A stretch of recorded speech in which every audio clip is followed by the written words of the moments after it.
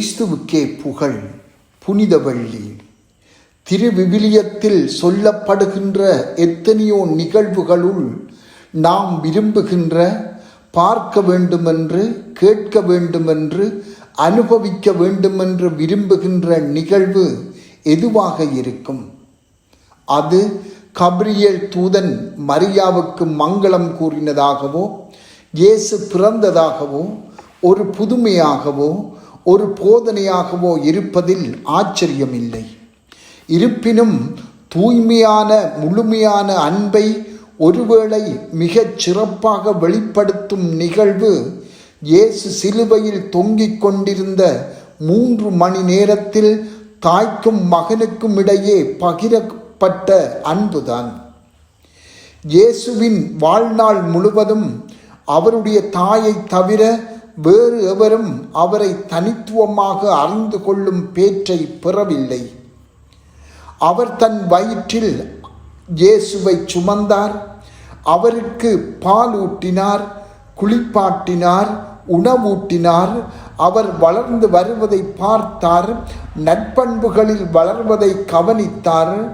அவருடைய பணி பலரின் கவனத்தை ஈர்த்த போதும், கடும் விமர்சனத்துக்கு உட்பட்ட போதும் அவருடைய களங்கமற்ற தாய்மை உள்ளம் இயேசுவிலும் அவரது பணியிலும் முழு கவனம் செலுத்தியிருந்தது. பாஸ்கா வாரத்தில் பதற்றம் அதிகரித்த போது அன்பும் துக்கமும் நிறைந்த ஓர் உணர்வினால் மரியாவின் தாய்மை உள்ளம் நிரம்பியது. இயேசு கைது செய்யப்பட்ட போது எந்த ஒரு மனிதரும் அனுபவித்திராத வேதனையை மரியா அனுபவித்தார். தன் மகனின் பாடுகளோடு தானும் உடனிருக்க வேண்டும் என்பதில் உறுதியாயிருந்தார். மனிதரோ பயமோ அச்சுறுத்தலோ கவலையோ துக்கமோ எதுவும் அவரை தன் மகனுடன் இறுதி வரை செல்வதில் இருந்து தடுத்து நிறுத்த முடியவில்லை. மரியா தன் மகன் மீது கொண்டிருந்த அன்பு அசைக்க முடியாத அன்பு. சிலுவை அடியிலே அவர் மௌனமாக நின்றது அவரது வலிமைக்கு ஒரு சிறந்த சான்றாகும். இயேசுவின் பிறப்பில் அவர் இயேசுவை அணைத்து கொண்டது போல இப்போது அவருடைய பாடுகளின் போதும் அவரை தன் இதயத்தில் சுமந்து மீட்பின் பணியில் சாட்சியாகவும் பங்கேற்பாளராகவும் நிற்கின்றார். இயேசு சிலுவையில் தொங்கிக் கொண்டிருந்த போது தன் தாயின் பார்வையில் இருந்து அவர் பெற்ற மனித ஆறுதல் மட்டுமே அந்த வேளையில் அவருக்கு தேவைப்பட்டது. மரியாவின் அன்பும் பாசமும் மட்டுமே அவருக்கு இந்த உலகில் எஞ்சியிருந்த சொத்துக்களாயிருந்தன.